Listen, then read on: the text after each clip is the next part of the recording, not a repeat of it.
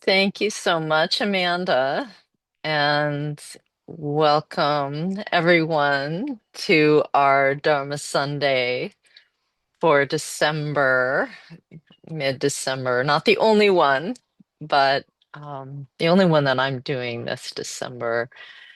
And it's really good to see your faces. I brought up the gallery view, and I welcome you to do the same, to just check in with Sangha, our virtual sangha, and I just love seeing your faces and your spaces during this season of the darker season in the Northern Hemisphere. Some of you could be in the Southern Hemisphere, but up here in the Northern Hemisphere, we're moving towards the darkest season, darkest day of the year, moving towards that. And that's what our teaching today, our time together will be exploring, is the fertility of this season and the regeneration of the darkness. And how we can move towards that, lean into that during this time of the year. So lovely to see you all, old friends and new. Yeah. And if you're new to our Dharma Sundays or new to Natural Dharma Fellowship, a special warm welcome to you. And thank you for joining us.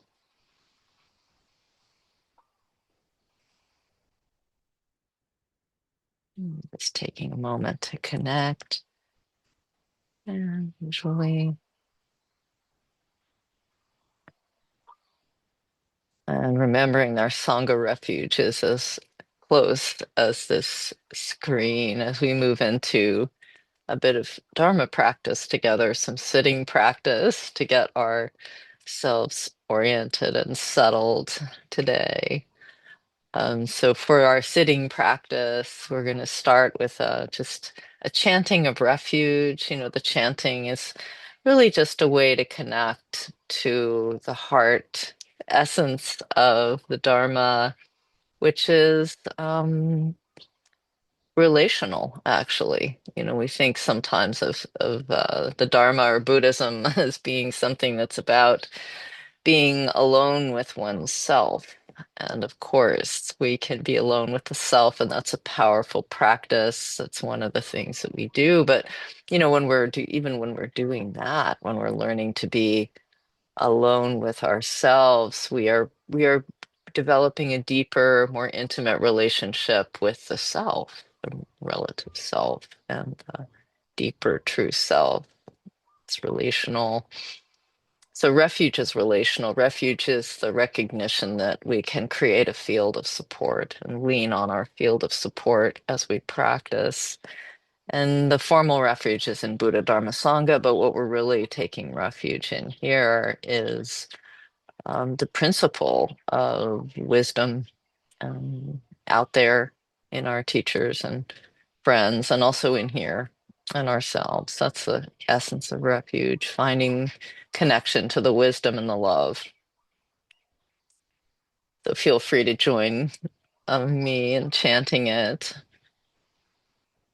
Sanje chudan sochi chonam la Changshu bardu dani chasu shi Dagi jinso chi pe sonam chi Rola penche sanje de Sanje chiran suji chonam Janchu vardu dani chasu chi Saki Shinso Jipe Sonam Shin Dola Penshi Sanche Drupal.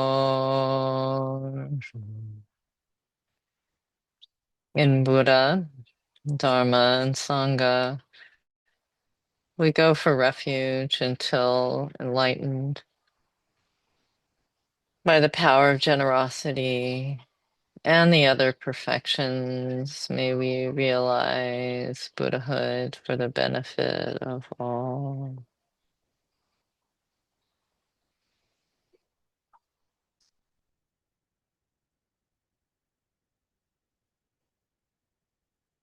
And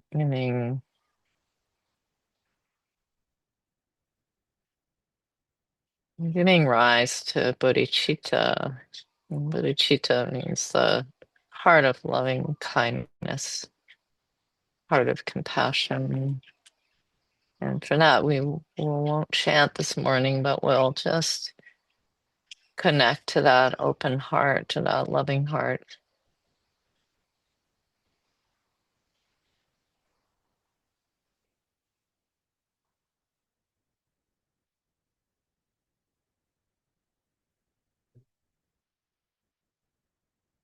It has an awareness of the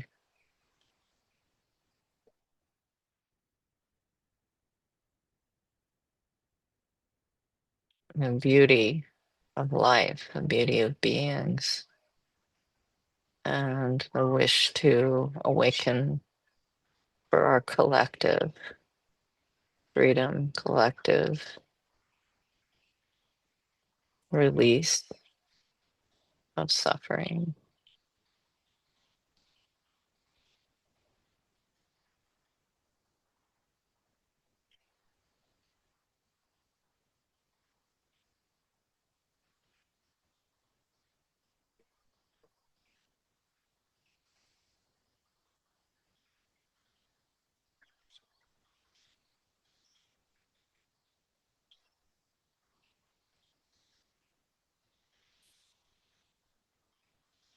Mm.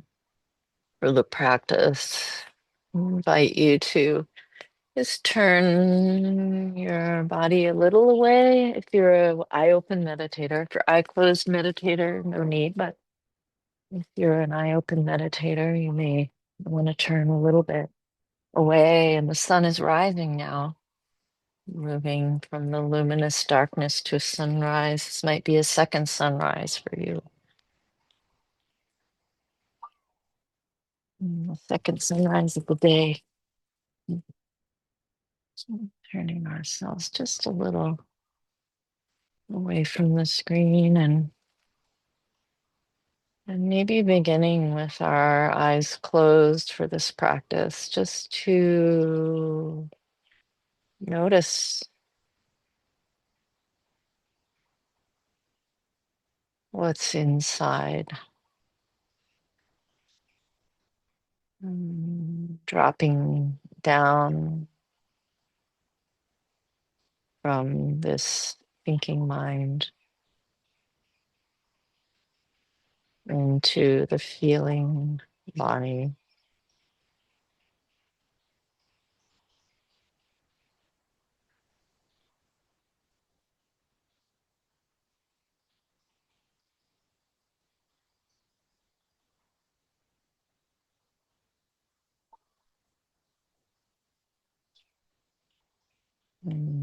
Just noticing that when the eyes are closed,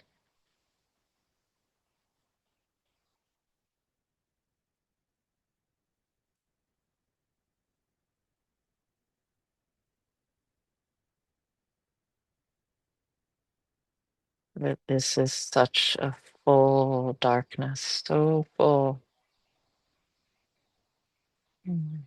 Body,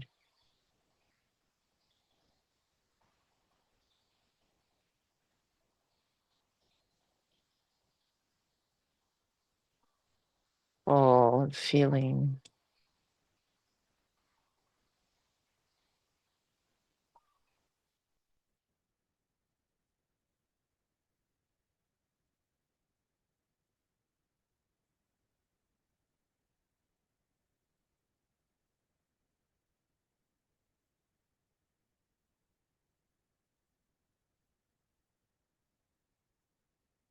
all of the play of thought.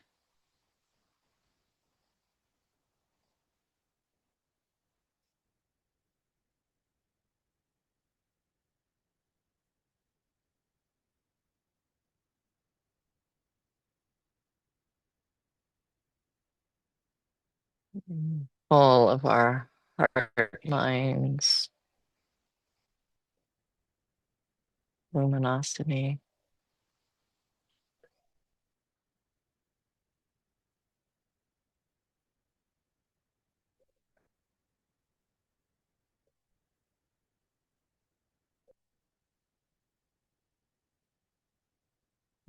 Just enjoying this luminous darkness.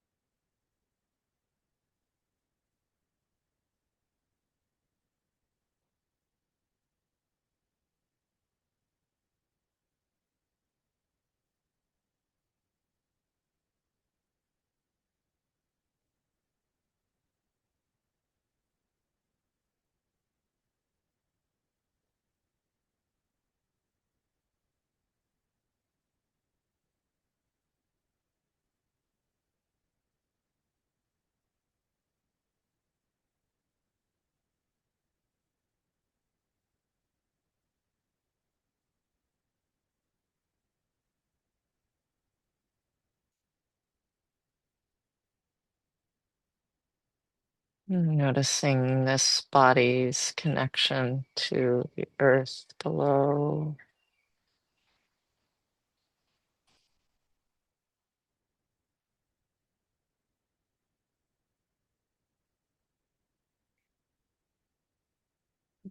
Feeling how your body is stable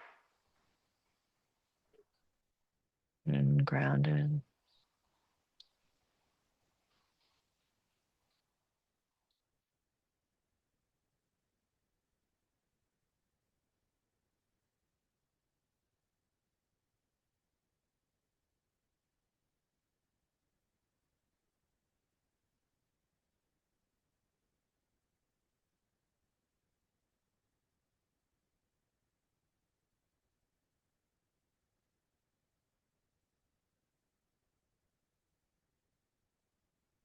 Noticing the coming and the going of breath.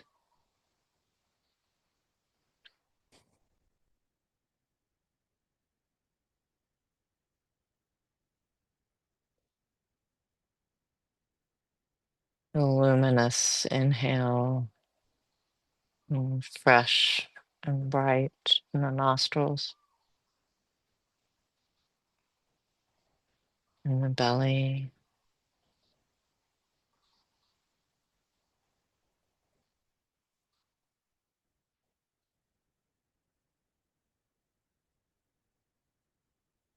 A warm, soft exhale.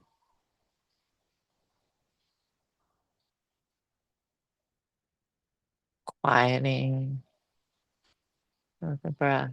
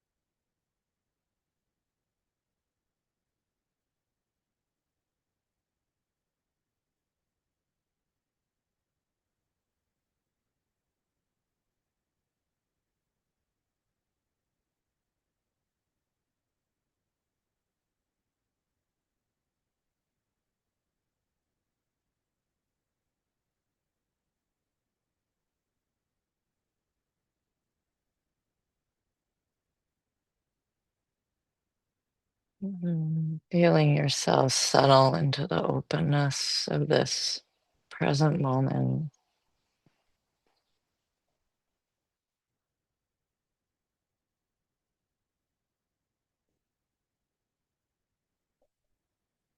Without needing to hold tightly to anything.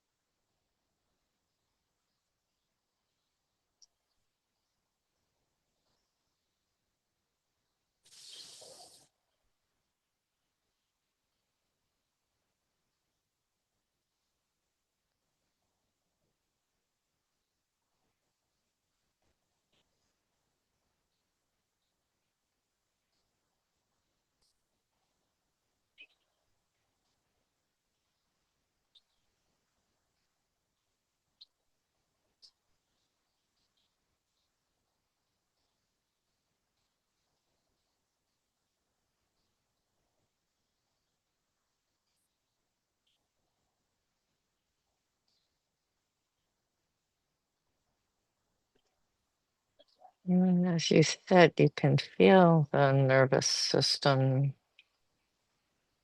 settling on its own.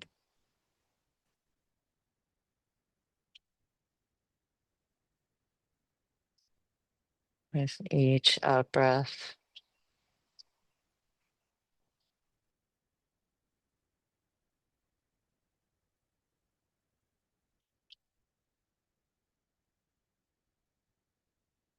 Not doing the settling, but just observing the self settling.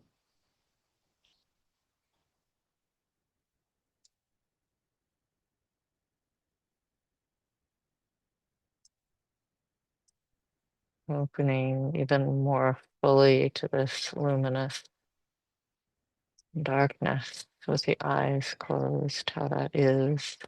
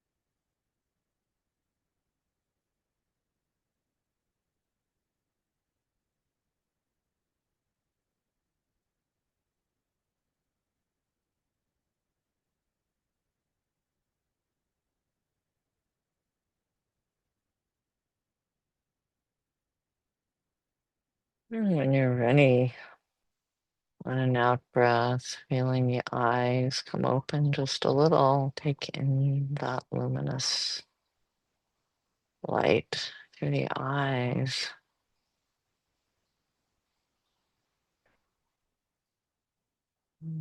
Feeling the senses falling open,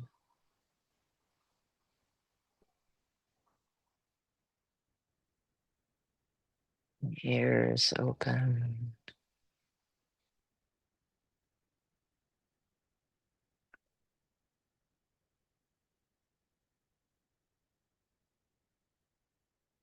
And breath open.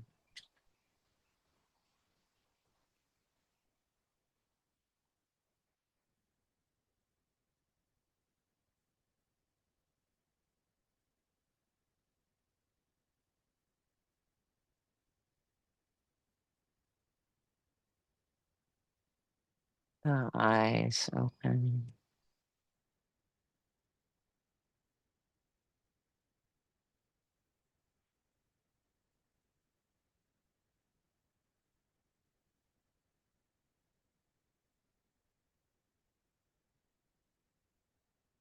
The heart open.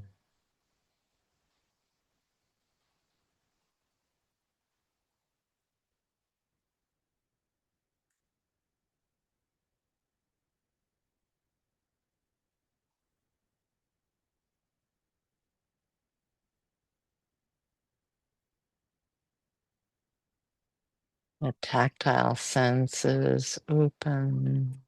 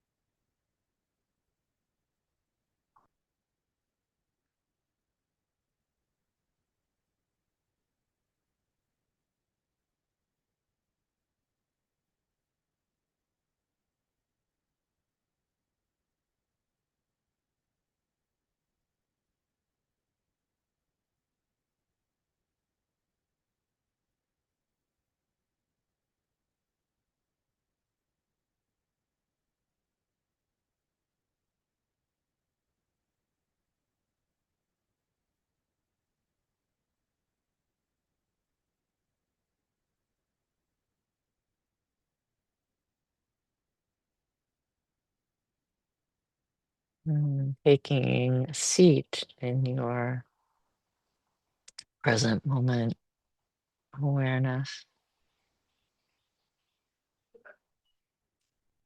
Not the thinking mind, but the one behind the thinking mind.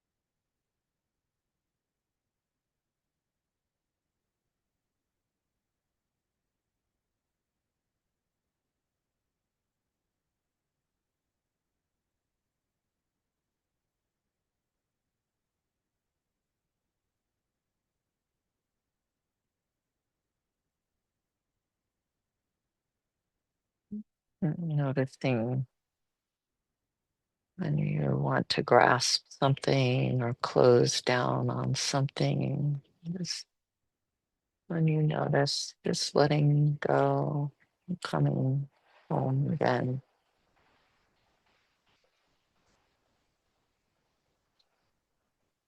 This wonder filled present moment awareness.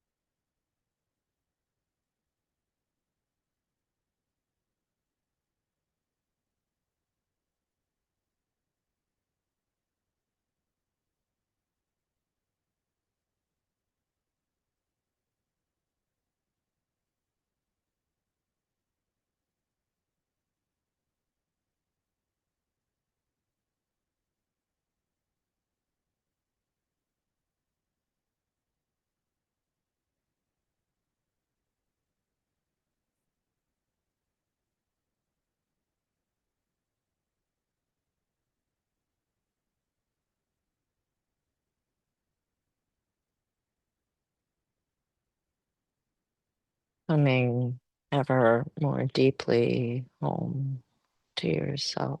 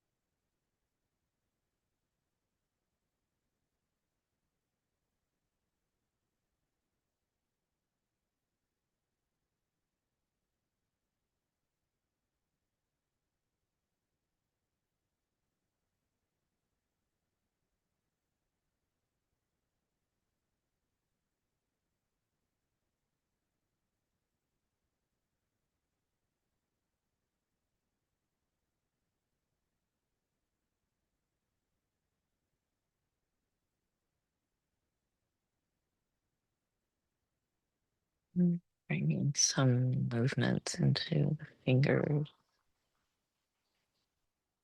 toes,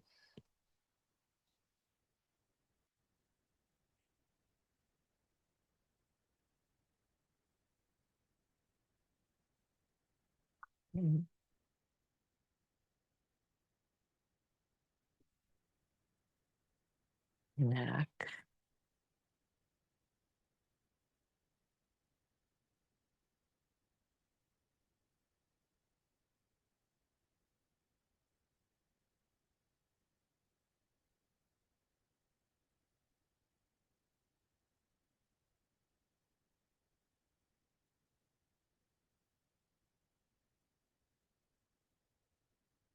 Inviting you to stand, stretch.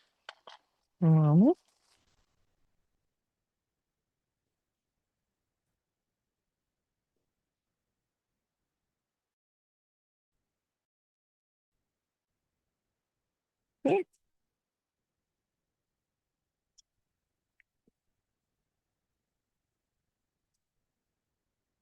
and grabbing a wrist.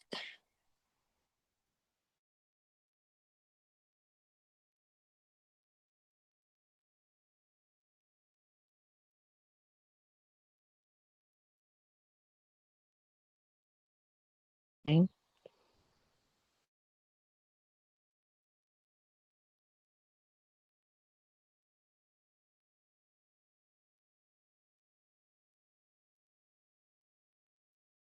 Hello? Hello? Did I drop off? Yes, but only for a moment. Only for a moment. Okay. All right. So we will take about, let's see, it's 7:35. Let's come back at in 5 minutes. You have a 5-minute break or stretch. You can still stay with me if you want to stretch for a minute. Welcome back.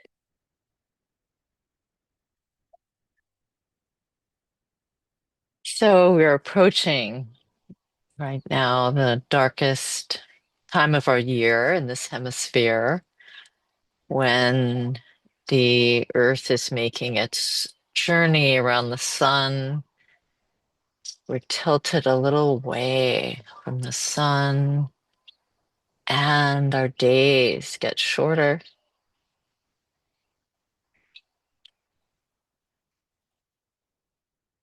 And there's something about this time of year that calls us inwards to be reflective and to contemplate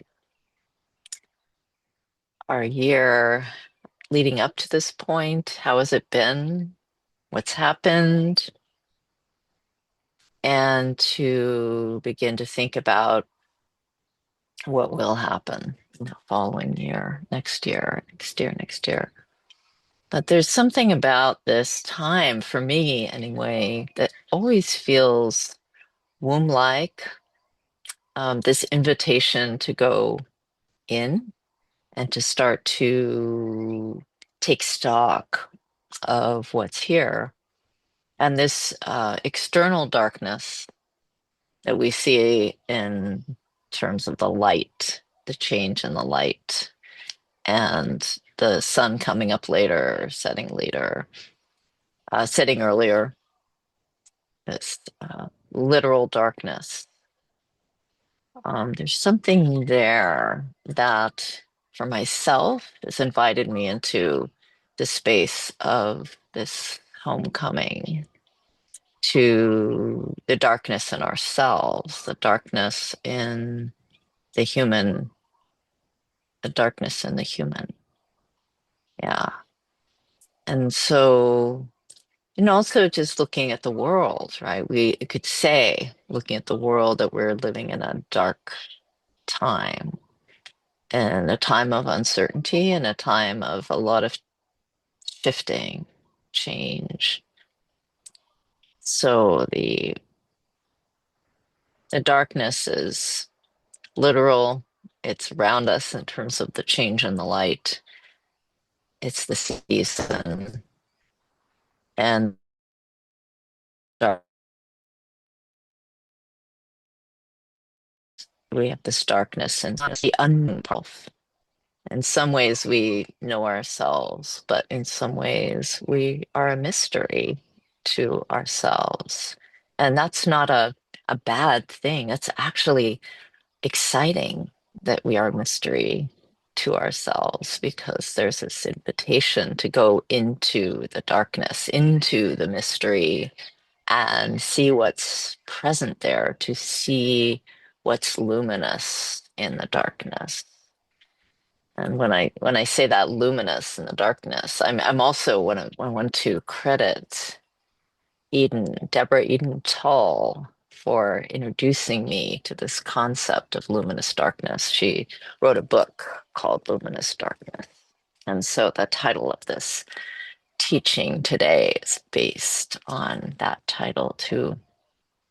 Um, and what it evokes, that the darkness is not a nothingness, that the darkness has a light within it, a quality within it, a shine within it. And that's true with the inner darkness. That's true with the outer darkness.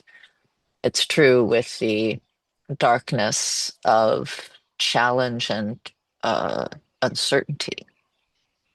There's a shine to it. There's also an invitation in the darkness to lean in and to explore and to see what is there that we can't see.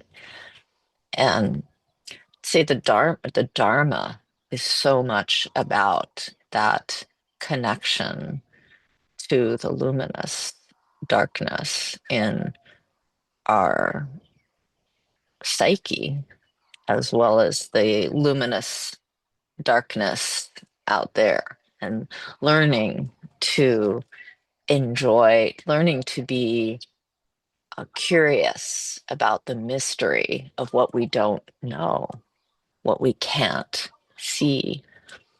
Um, I feel like I connected to that luminous darkness last night. Last night was the Geminid meteor shower. I don't know if any of you saw the Geminid meteor shower or tried to see it. It was visible in the northern hemisphere last night, and I think possibly it continues into tonight. So if you didn't see it last night, you might be able to go out and look up and see some of it tonight. So I was with a group of friends, 5 friends last night. We had dinner together, and I didn't know about that meteor shower until after dinner. And one of the people who was there, friend Deborah, said, "Oh, it's the meteor shower tonight. It's the Geminid meteor shower." And so we went out onto the deck. We started out on the deck and we ended up going out into a field, brought some chairs and laid them all the way back and laid out all 5 of us on our backs to watch. And um, and at first, you I couldn't see anything. It took us about half an hour for our eyes to fully adjust to the darkness, to fully adjust to the darkness. And the experience when we first went out is it's very dark, right? It just seemed like can't see anything. We certainly couldn't see any shooting stars.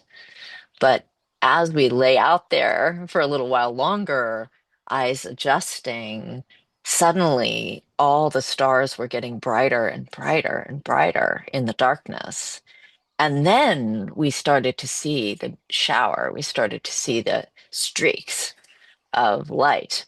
And there was one in particular that it was so bright and so long across the sky. I don't think I've ever seen a longer one across the sky that I just a sound came out of my throat. I just of joy and wonder at that a shooting star.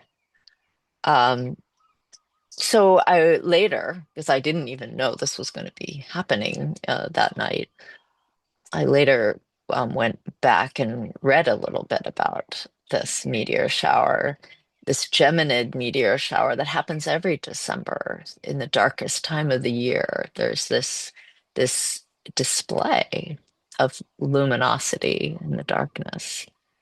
And and it also said in the article that I was reading about it, which is from NPR, that it takes your eyes half an hour to adjust. So that explains. At first, we thought we just weren't, there was no meteor shower, we missed it. But actually, it took us this half hour until the eyes adjusted. And then we could see the luminosity in the darkness. And when I read that right away, I remember how similar this is to practicing meditation with our eyes closed. At first, it seems like nothing is happening. I'm sitting here with my eyes closed, nothing is happening.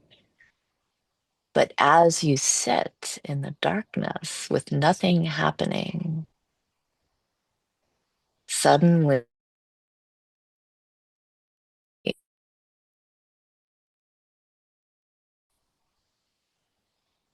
the mind wakes up and the heart wakes up and the thoughts wake up and the life of the mind, this luminosity of the mind becomes apparent to you. It was always there, but you couldn't see it at first, right? Like when you're out in a Geminid meteor shower, at first you can't see the shooting stars. It takes you some time for your eyes to adjust to the darkness. So when we're meditating too, it takes us some time for our mind to adjust to the unknown, for our mind to adjust to being with ourselves. And then we start to see what's happening, the life of the mind, the life of the senses, the wonder and the mystery unfolding in the present moment. And it takes time for us to see that. It takes time for us to experience our heart mind's luminous nature. And at first, even that nature is unknown to ourselves. We are unknown to ourselves. But over time, we start to see more and more if we can rest in the mystery, rest in the darkness, either literal or figurative, rest in the not knowing, then slowly the life of what's there comes up. The life comes up. And so darkness, darkness is partly what it is. Our darkness is this not knowing, is the not knowing, not what we don't see, what we don't know. Um, and actually, the more we practice, and I think the older we get, the more we realize that's really the only place there is to rest.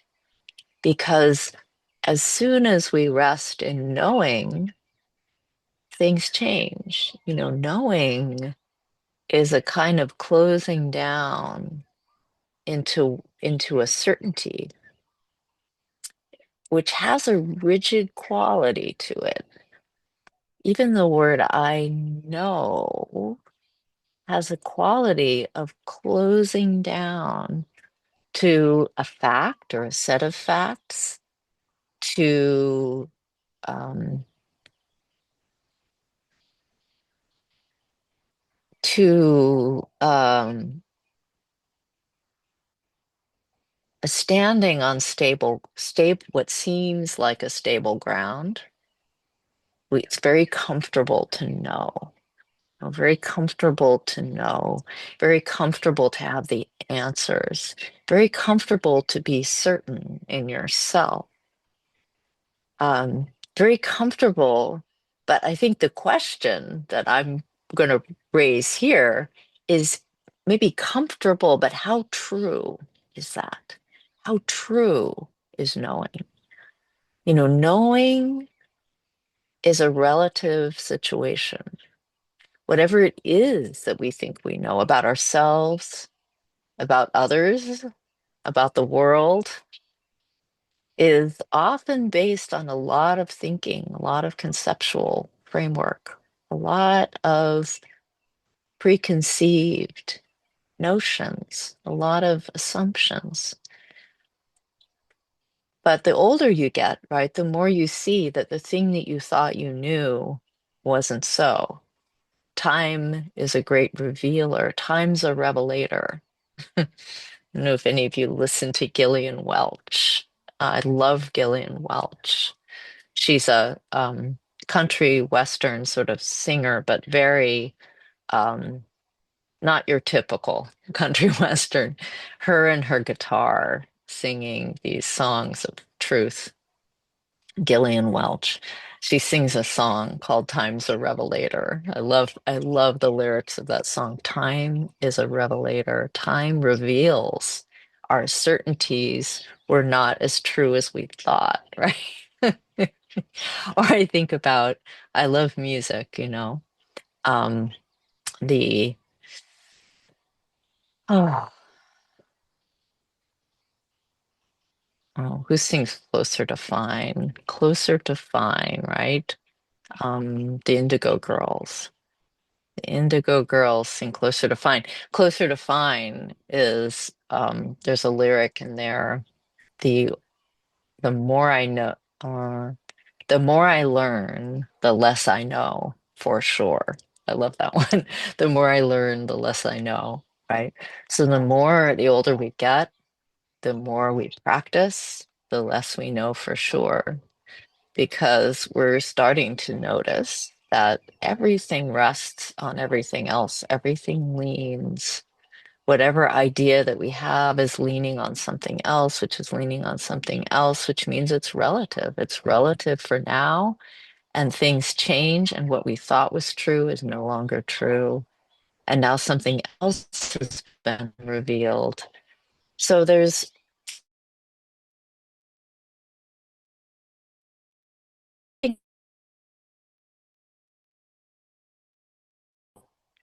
in space, the space of not knowing.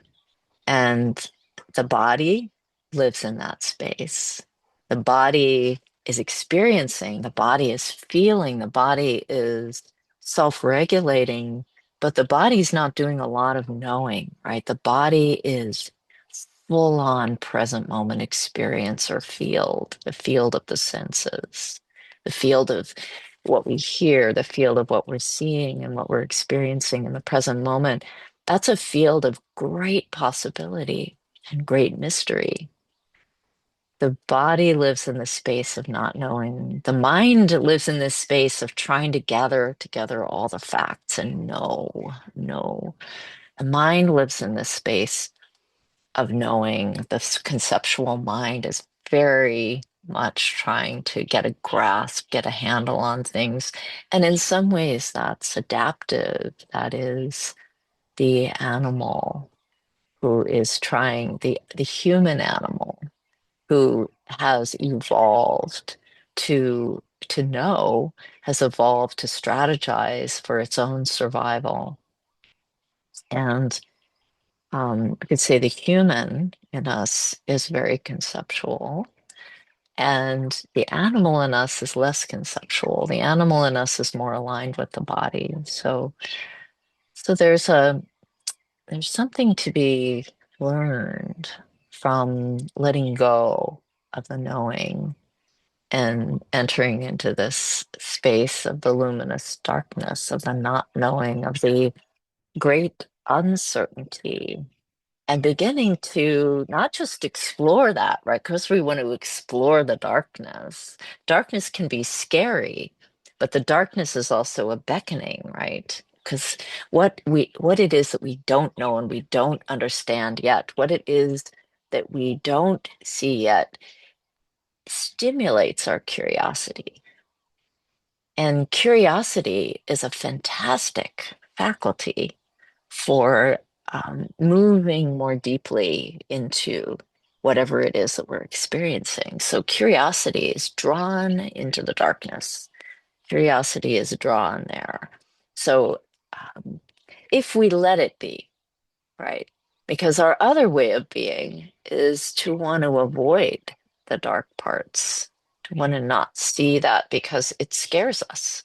The darkness can be scary, but the darkness can also invoke this great curiosity. So becoming a practitioner is partly about leaning in to the darkness with this curiosity, becoming stimulated by uncertainty, becoming uh, drawn in to the open space of not knowing, and learning to rest there, learning to take refuge in the not knowing, because the not knowing is offering us truth.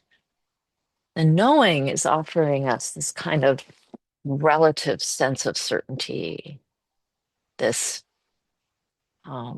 closing down into facts, closing down into um,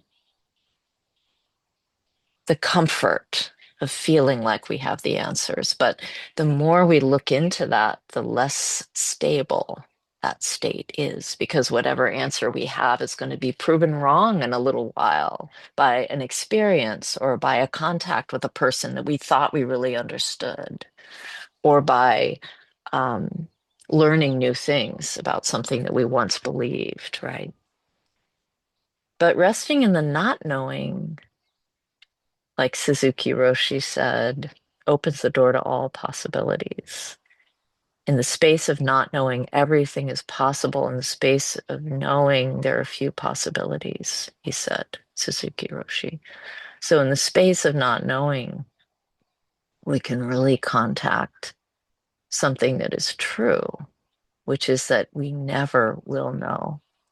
And that we never will know is a blessing, because it leaves us with the only refuge, which is this open dimensionality, this luminous darkness, which is a truth space, a space of great possibility and groundlessness. At the same time, there is a ground in the sense that we can relax in the space of knowing that we don't know, of being comfortable that we don't know, and that we don't know is a blessing. And, this wisdom of not knowing sounds kind of mm, mysterious, I think, to the Western mind. At least I think stimulates a little bit our how could I live there? Or how could I be uncertain? How could I be comfortable with being uncertain? How could I explore and relax into one of my dear colleagues and guides, Autumn Tupton, calls it the wisdom of insecurity, right? The wisdom of insecurity. How could I find refuge there? But the more we start in that direction, the more we see that it's not an empty, scary not knowing that we're taking refuge in. It's a place where openness is our refuge, and where curiosity is the refuge, and where courage, the courage to be in a space of not having the answers, is our refuge. So we're really taking refuge in courage and in wonder and in the mystery of the present moment. And there are implications for that too. Implications like um, staying, if we really stay in that place of not knowing, stay in the place of wonder,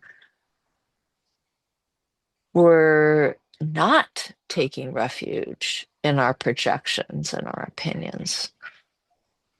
We're rejecting essentially our rejections and our opinions. We are letting go of that space and staying with, I don't know, and I am open to whatever possibilities present themselves. And that includes how we are with other people. That as much as many years as I've known you, whoever the other person is, I still don't know you. I still am going to be open primarily to the mystery of you, to the possibilities of you, not to my opinions about you and my certainties about who you are and what you're capable of. I'm going to take refuge instead in my not knowing of you and my curiosity about you and my openness to the possibility that you will present in a new way, in a different way. So, that's for myself how it's been practical, this not knowing, not just as a way of being in practice or in meditation, but also as a way of being with others. Like, how can we be with others in the not knowing, in the space of not knowing?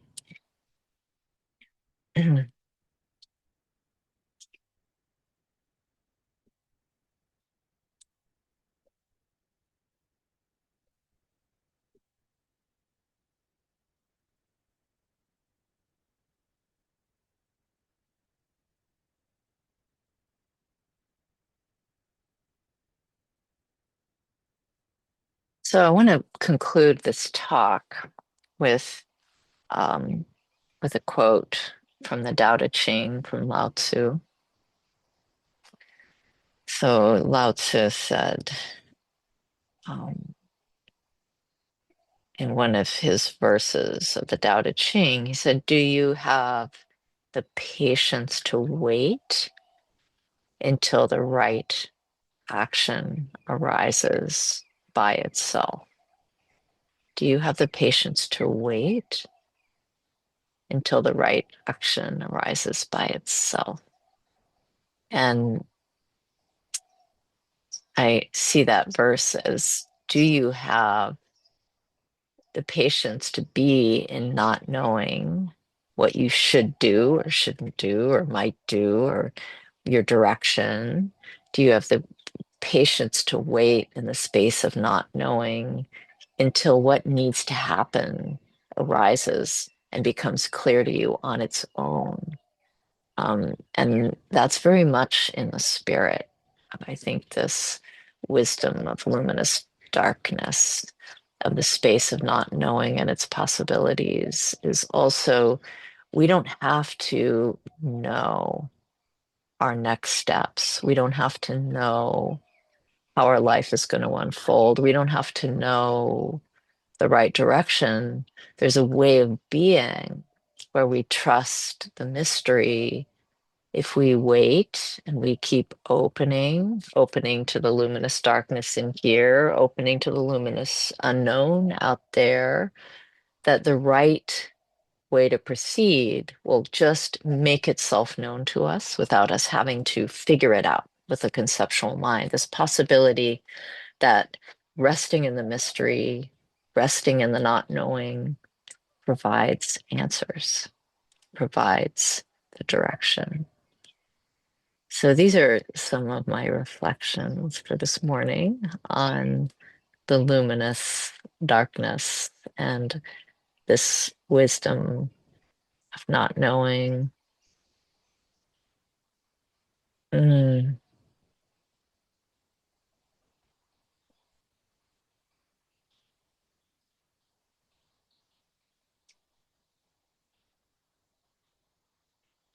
Mm, okay. I think I'll conclude there and open to questions, open to whatever you guys might want to bring to the table. And we'll continue the teaching in that way, so to speak, just interacting with you. So feel free to raise your hand. And I could pose this question: when has not knowing served you? When has the luminous darkness guided you?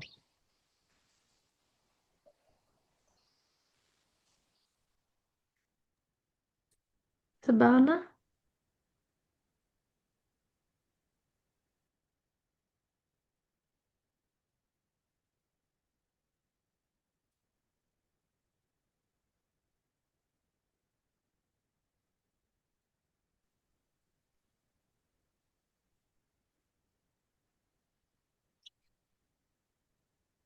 Lama Willa, thank you so much for this chat.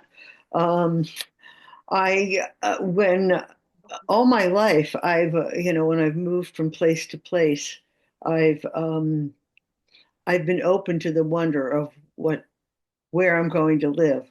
And it's always proved to be, I've been in beautiful, beautiful places.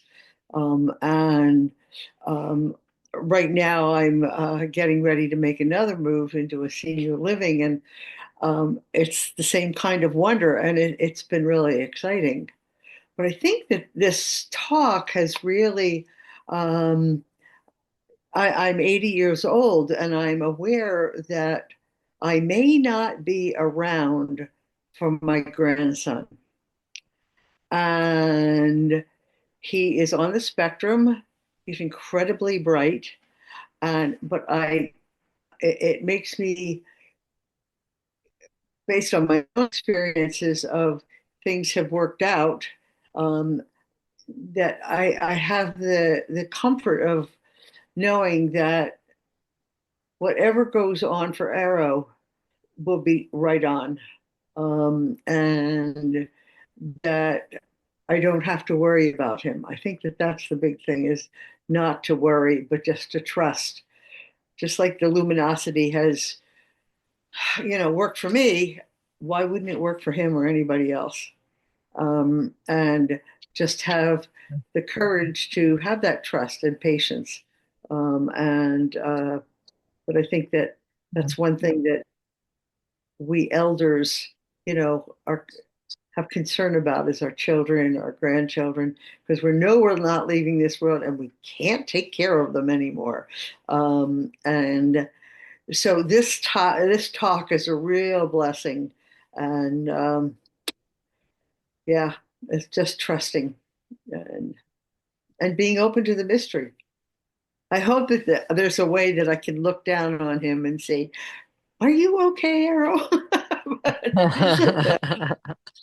But, oh, no.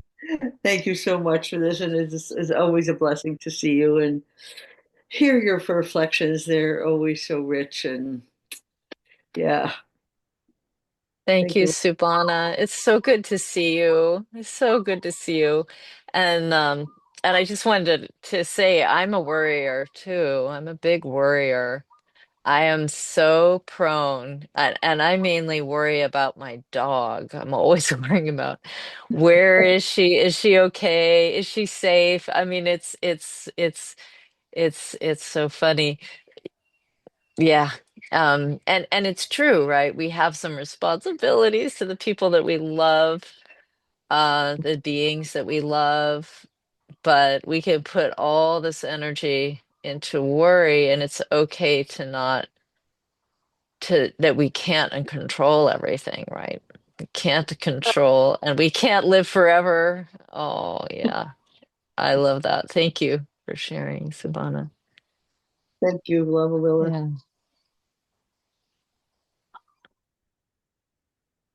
Alita?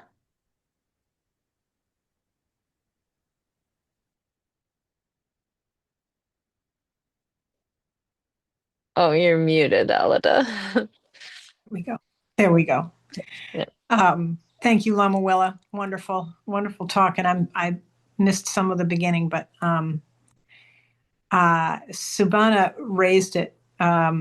It takes trust to rest in the not knowing.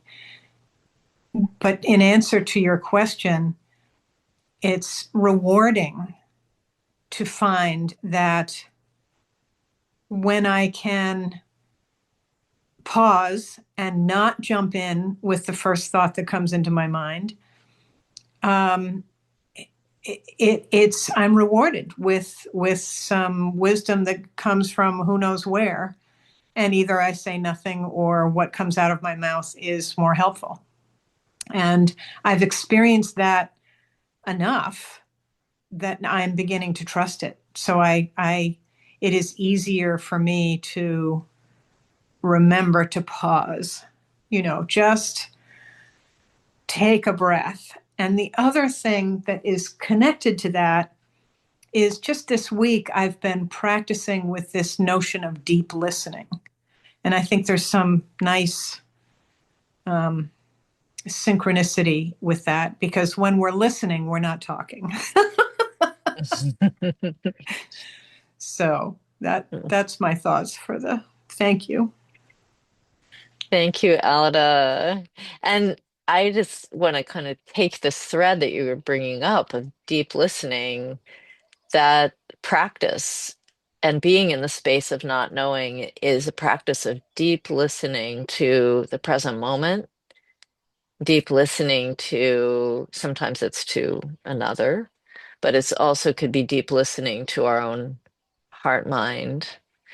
And when we're in that space of the luminous darkness of the not knowing, we can truly listen in a way that we can't when we're knowing. When we're knowing, we are placing a lot of assumptions on the situation, and then we can't really listen. We can't really listen. Um, Yeah. And, I think that comes up in relationship a lot. When you're in relationship, you form strong opinions, or not even consciously, about the person that we're in relationship with and who they are and what they're doing and what they're capable of and what they're not doing that they should be doing or whatever. And, and then, but we can't really hear them. We can't really hear them unless we drop it. And then that's such a space of love. If you're in not knowing, you can really love too, because you're not in a preconceived space. Um, There's so much equanimity there too, in that yeah. in relation to other, Mm. letting this person be who they are Mm. instead of Hmm. the assumptions and why don't you do this, and why aren't you practicing this instead of this, and all that Right. nonsense. Right. Right. Thank you. Thank you, Elida. Thank you. Nice to see you. Next up we have Jen. Jen, you're muted. You're muted. Thank you, Lama Willa. The experiences that have taught me how to let go are usually the ones that are life and death situations. And one situation was I had created, and it's so much about luminous darkness. Uh, a group of us created these masks, these plastered masks, and I had hung it up on my wall for a long time because I didn't know what to do with it next. And it was a night where the moon was shining in on the mask, and I said, well, I need to cut out the eyes of this mask. So, and it was probably like 2 o'clock in the morning. So I took it down and I started cutting out the eyes of the mask. And in order to smooth around the eyes, I kind of just dabbed my tongue and went around the eyes. And all of a sudden, it was like I started itching. And, as I was kind of getting out of breath. So I went in the bathroom, I looked, and, I had this rash all over my face. And I knew, as a nurse, I knew, oh my goodness, I'm having an anaphylactic reaction. And so the only thing I could do is just lay in bed and breathe. And so that's what I did. And then I woke up 14 hours later. So, I mean, it was almost not a situation where I had a choice, but it was a lesson. It was a lesson of letting go and just trusting whatever is going to happen is going to happen. Because I do remember thinking, oh, I could probably die or I could live. And that's just what I went. That's what I went with. I just started focusing on my breath, and I must have fell asleep. And then it was 14 hours later when I woke up. So that was my experience. I have a few Wow. others, but that's the one I'll share today. Well, uh, why didn't you call 911? I want to say to Jen. Oh my gosh. I want you to call 911 next time. Anyway, thank you for sharing, Jen. Yeah. Sometimes we don't know what's going to happen. And yeah. That being said, I mean, of course, not knowing has to be balanced with reason too. No, there's times when we need to take everything that we know and apply it to a situation at hand to help ourselves or help others. But there isn't much encouragement in this culture in valuing the space rather than the thoughts in the space, valuing the openness and the mystery. Yeah. I think. Vicky? Thank you. Thank you so much, Lama Willa. Um, Such a perfect reminder at this point in the cycle of of the light and the dark. I found myself thinking about the times when the not knowing has brought revelation. Like, so I've been with my husband for 50 years, which is absolutely astonishing. And there are times when it's just like, oh my God, this is who you are.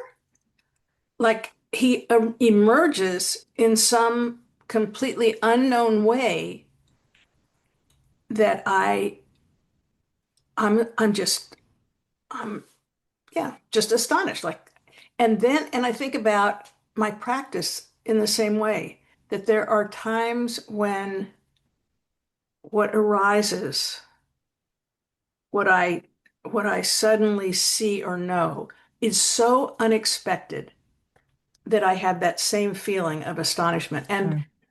those are the those are the times when trusting. I don't know how to pronounce Subona's name. I think that's right. But anyway, that she brought in that trust aspect, and Alida said the same thing. And and Jen, your trust. Oh my gosh. Woo. In a way, perhaps you didn't have much choice, but that is such a help for me in my practice, that aspect of trust. Hmm. Trust. Thank you, Vicky, for bringing that in, right? Because that's a big part of being in a relationship to not knowing is we have to trust the not knowing, that it's okay to not know. It's even powerful uh and enlightening to not know. And that does involve, right, this sense of I need to actually learn how to trust that. I need to learn how to become comfortable with uncertainty, even embracing the uncertainty as the doorway to wisdom, that uncertainty will lead us there to wisdom, that the not knowing will lead us to wisdom if we stay with it, if we can stay with it.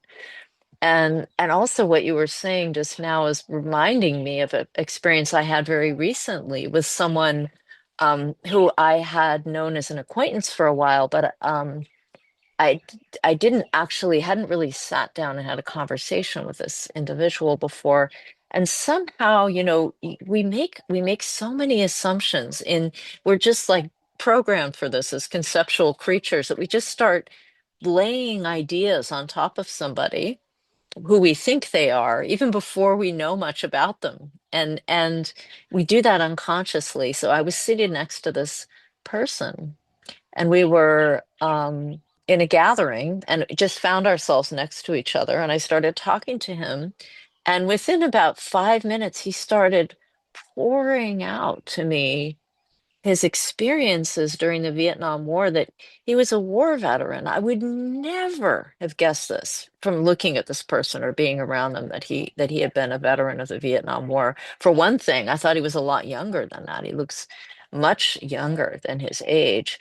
And then his experiences in the Vietnam War deeply marked him, deeply changed him, and it's who part of who he is today, how he became who he is today, how he became resilient, how he got resilient because of the trauma.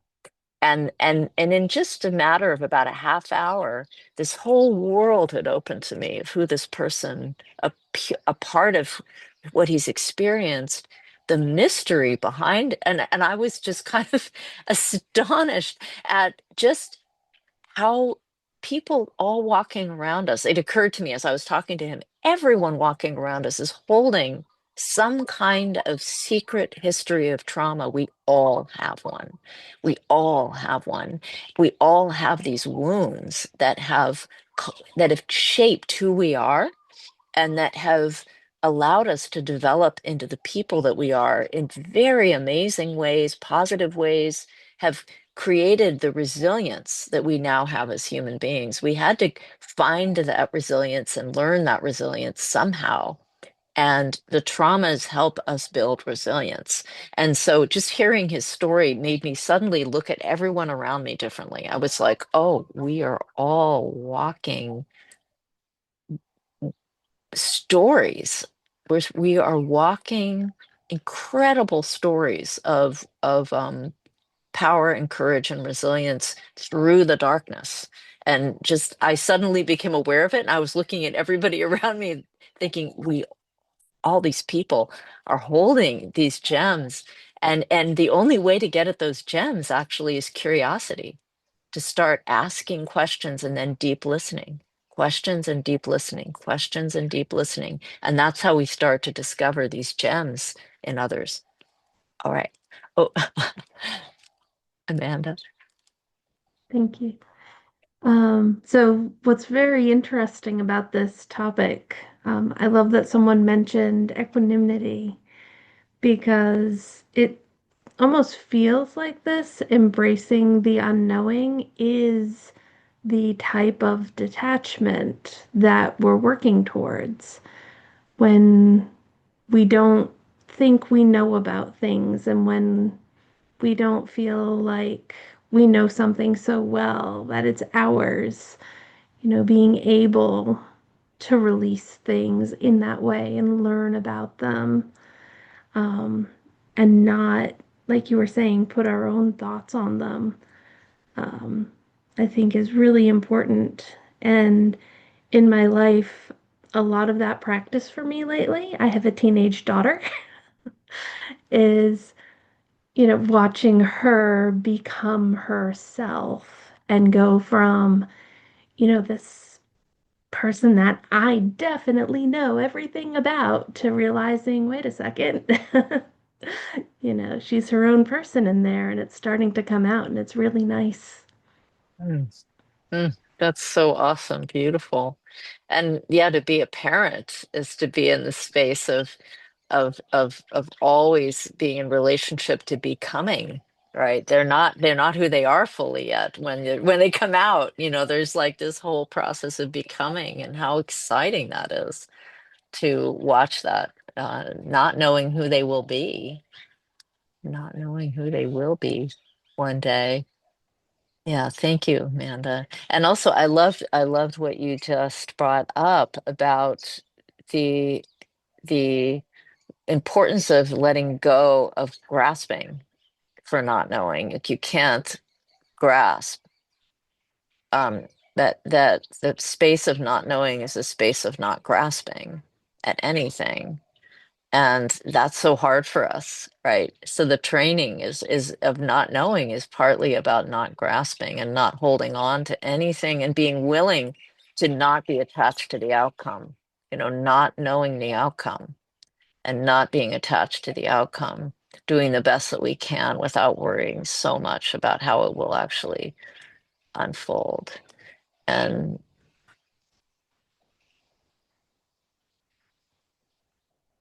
staying with curiosity, right?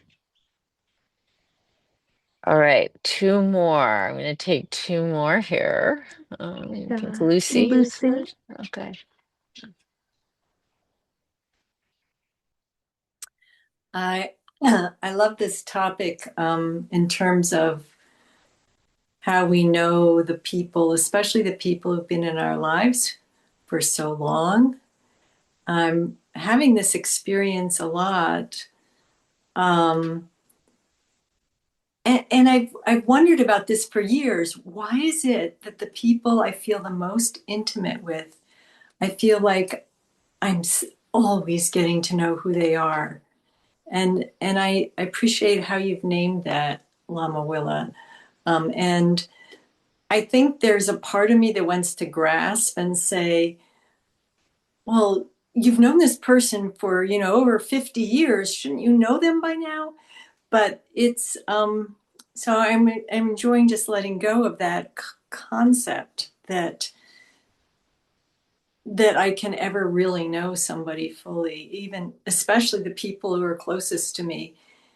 I have a close friend who I've known since I was 10, and we've sort of tag teamed across life and now live 10 minutes away from each other.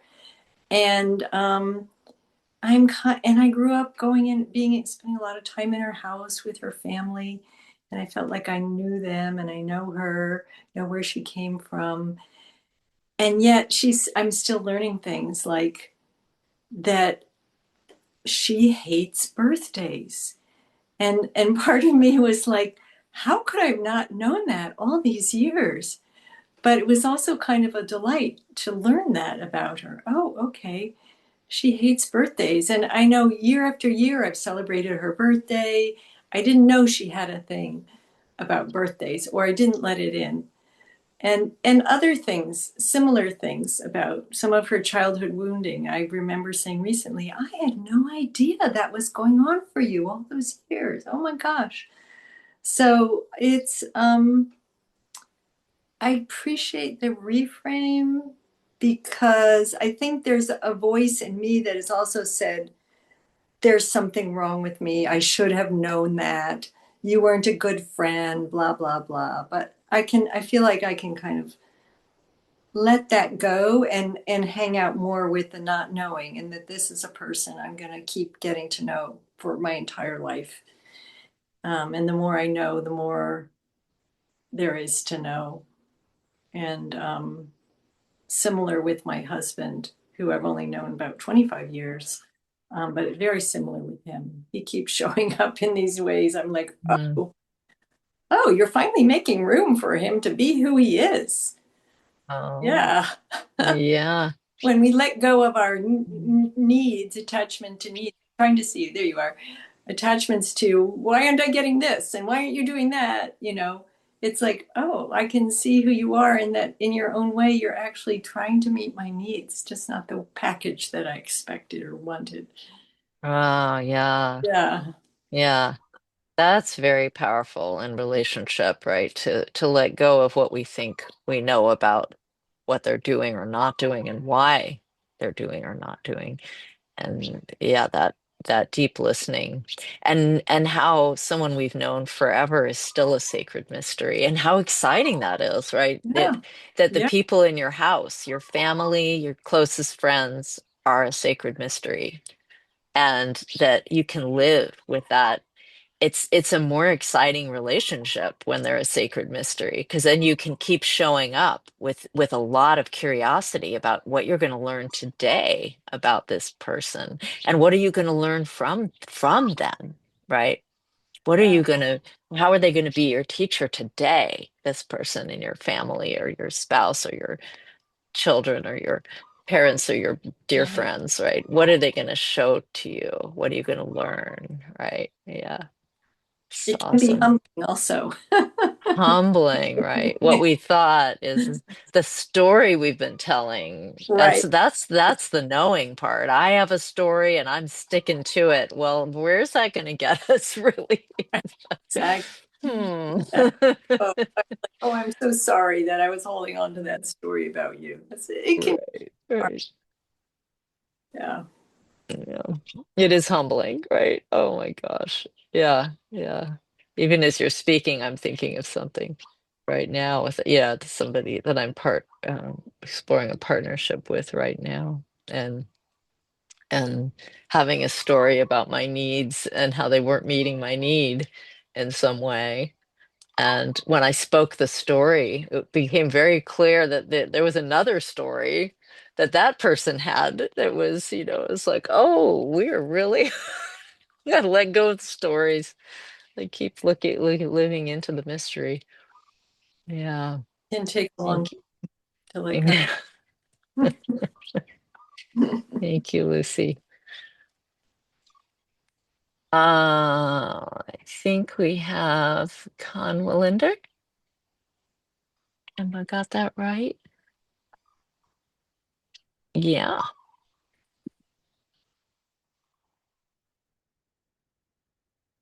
Oh, for some reason we're not hearing you. I can see you're speaking. I can see you unmuted, but we can't hear you. Maybe it's the earphones. Maybe if you unplug. I don't know.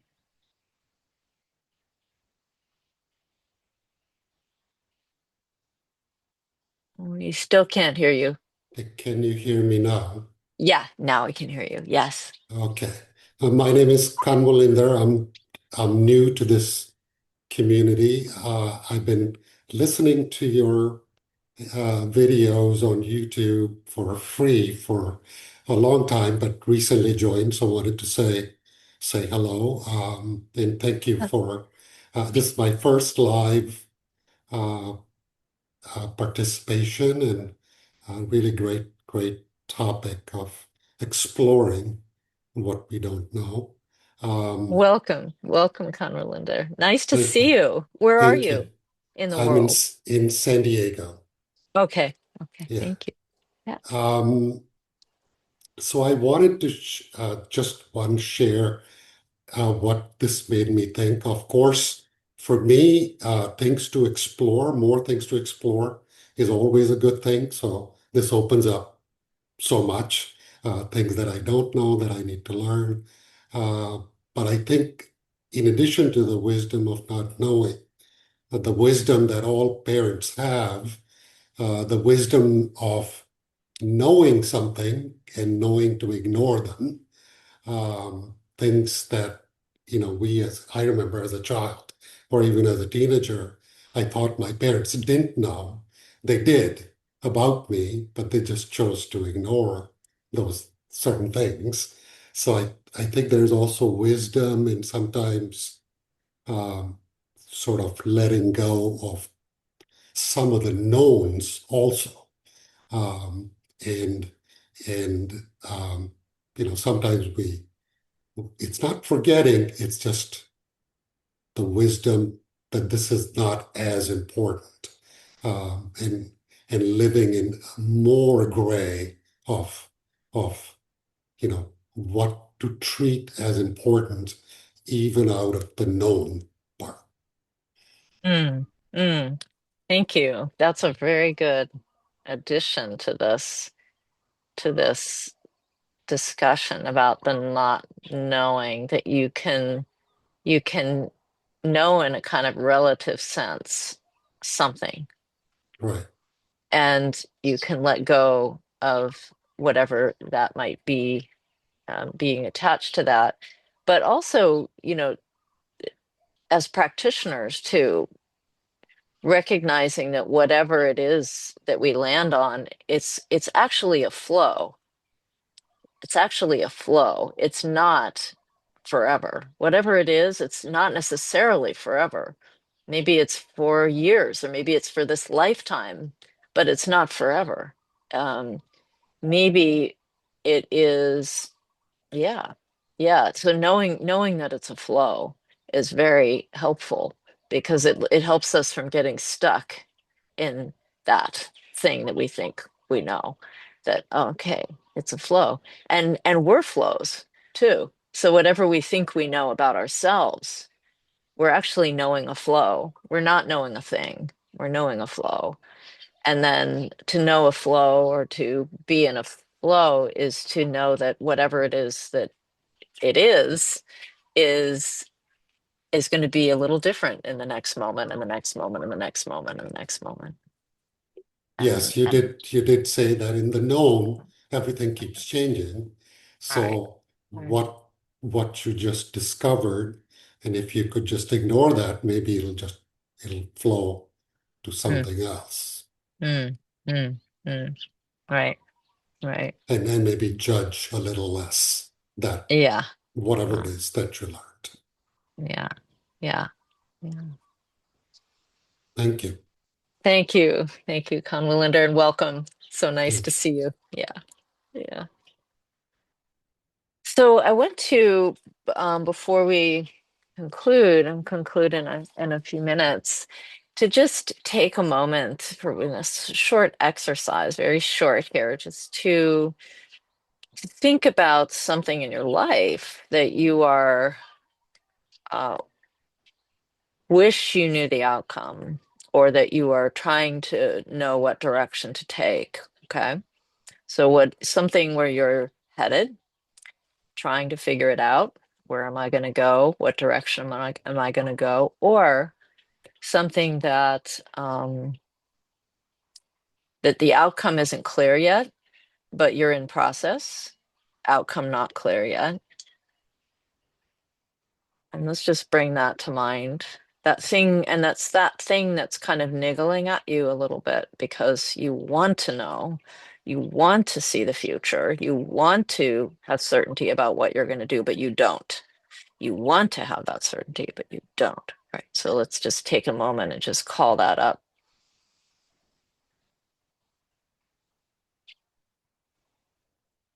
And notice how you feel about that, not knowing the outcome and wanting the outcome. And just notice that feeling when you bring that up, how it feels in the body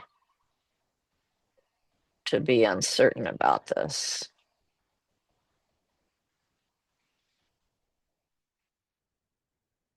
And see if you can, instead of that groundless tension at tightening around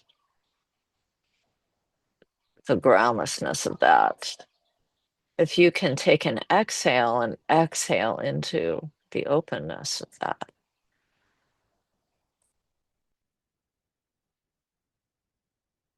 relax into the uncertainty of that, the great space of not knowing.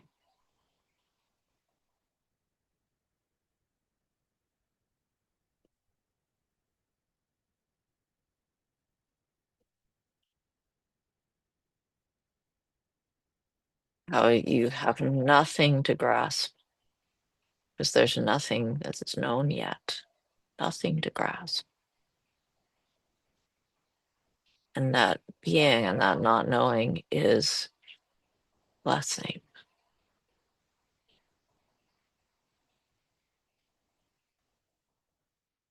The mind staying open, curious, relaxing into the not knowing.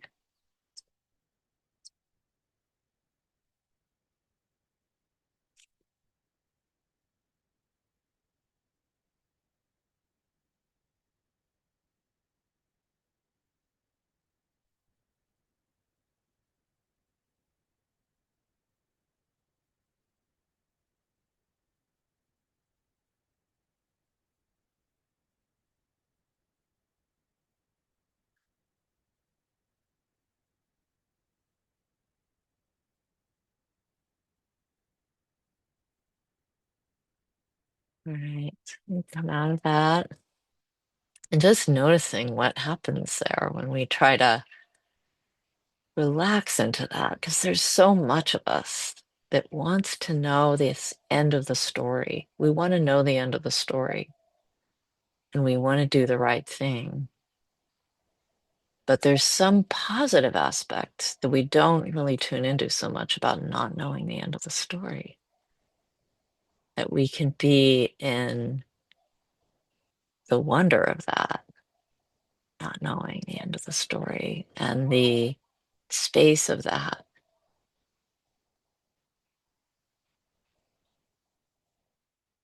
That we can find home in that. So, something to explore and to continue exploring in your month as you go forward. And just returning to the theme of the luminous darkness, just this if you haven't gone out at night lately to look at the night sky, especially in this season, and now that the moon has waned in this moment, the moon has waned, it's going towards the new moon.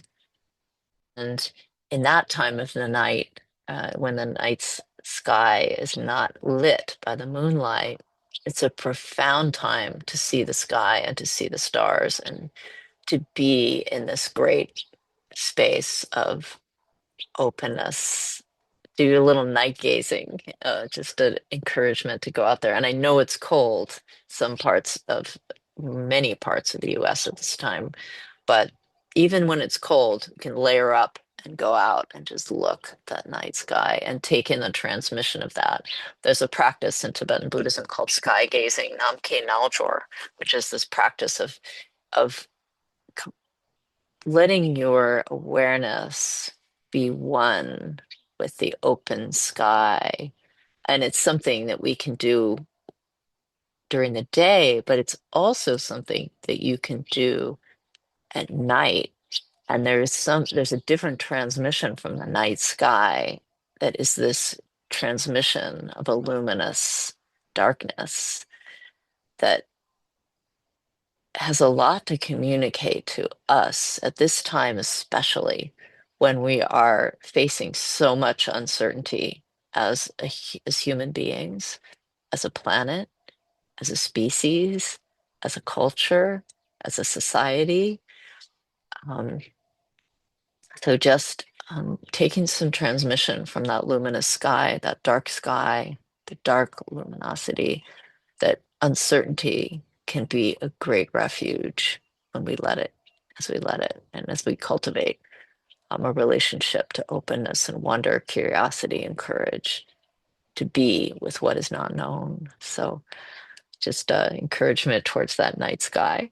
And it's so good to see all of you in this season. And I wish you a really wonderful holiday season and a season of moving towards the winter solstice. We do have a solstice celebration coming up. Hilder is spearheading that. She was here this morning. I see she's still here. Yeah. So Hilder is going to be hosting us for a winter solstice gathering. And so feel free to join us for that too. Sending much love, many well wishes, and maybe we bring up our dedication. We can chant the dedication together here at the end.